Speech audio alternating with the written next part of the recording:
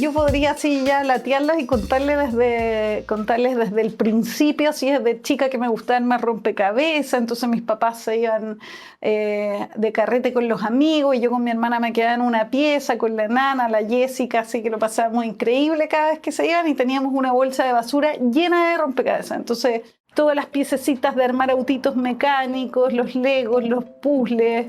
Y entonces ahí parte el interés después por los lápices, las plasticinas, greda y todo lo manual y los materiales.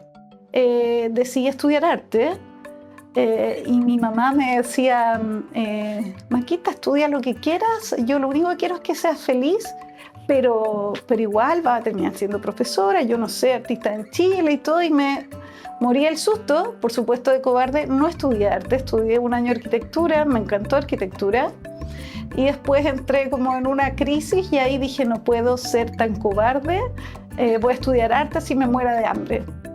Los materiales partieron, yo creo, como de manera bien natural. Yo no es que buscara materiales extraños ni quisiera, no es algo muy pensado, es como que hay algo ahí como de una necesidad de investigar y por supuesto en torno a lo visual y a lo material que me atrae mucho. Como no sé cómo pasa, es bien de guata.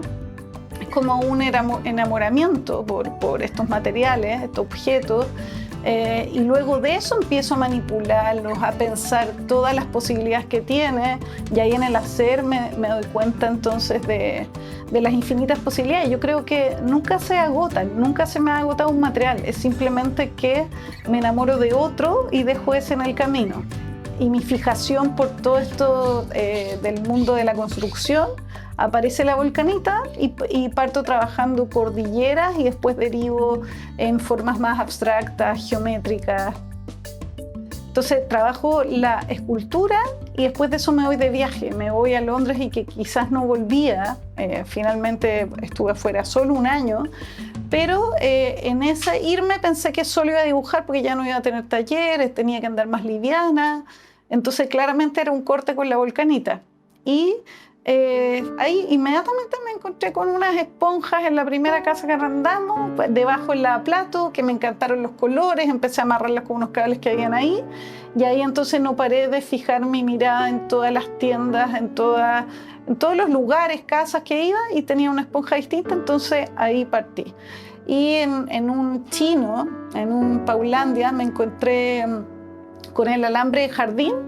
Entonces venía perfecto, como alambre de jardín que se amarraban estas esponjas de manera fácil, era barato, liviano, lo mismo las esponjas y ahí partió todo, ahí partió todo.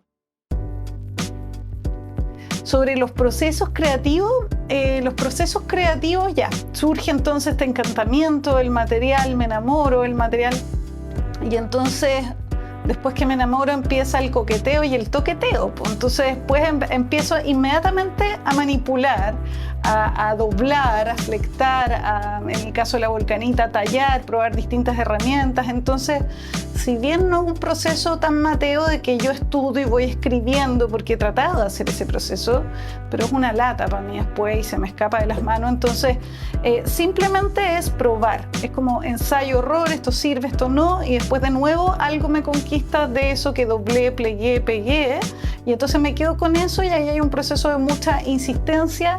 Y ahí se cuela entonces todo lo que yo traigo, o sea, y se cuela todo mi imaginario que es como mi día a día desde que me levanto hasta que salgo a caminar, ¿me entendí? O sea, cómo cocino, ¿cachai? Cómo hago yoga, ando en bicicleta, cómo converso con mis amigos, todo eso ya está incorporado, las películas que veo.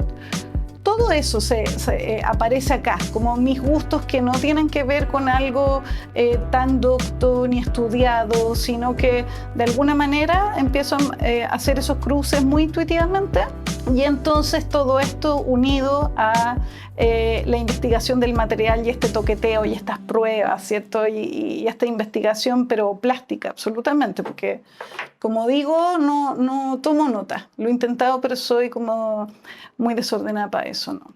el hacer es todo, o sea, en el hacer encuentro formas, en el hacer puedo ligar eso que traigo como Macarena y entonces conectarlo con lo visual, con lo plástico, o sea, el trabajo del taller es muy importante y tiene que ser un ejercicio lo más estable posible, ¿cachai? O sea, yo me levanto, tomo desayuno, parto al taller, como quien trabaja en una oficina, o sea, trato de levantarme temprano, cuando estoy matea, hago yoga en la mañana, tomé desayuno y a las 9 estoy trabajando en el taller, pongo música, ordeno primero, me hago un cafecito y ahí empiezo, pero siempre hay muchas más ideas que lo que uno es capaz de hacer con tus manos, entonces siempre hay cosas en el tintero, entonces termino algo y inmediatamente empiezo con otro.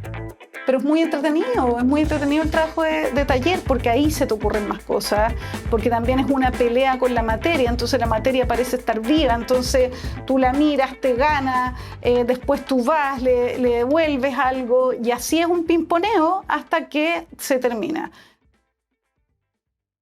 Ese es el desafío con estos materiales que yo trabajo, que es que dejen de ser materiales pobres, ¿cierto? Que se vean pobres como, a ver, la esponja no es nada de pobre, es un material muy sofisticado, pero uno la usa para lavar los platos con la suciedad, entonces que este objeto deje de ser ese objeto utilitario para lavar el sartén con grasa y termine siendo un objeto de deseo. Entonces, la pregunta que me estoy haciendo ahora es, ¿vale la pena a veces algunos de los trajes que yo hago, por ejemplo, hacerles unas cajas acrílicas para que justamente duren 20 años y el polvo no sea un tema?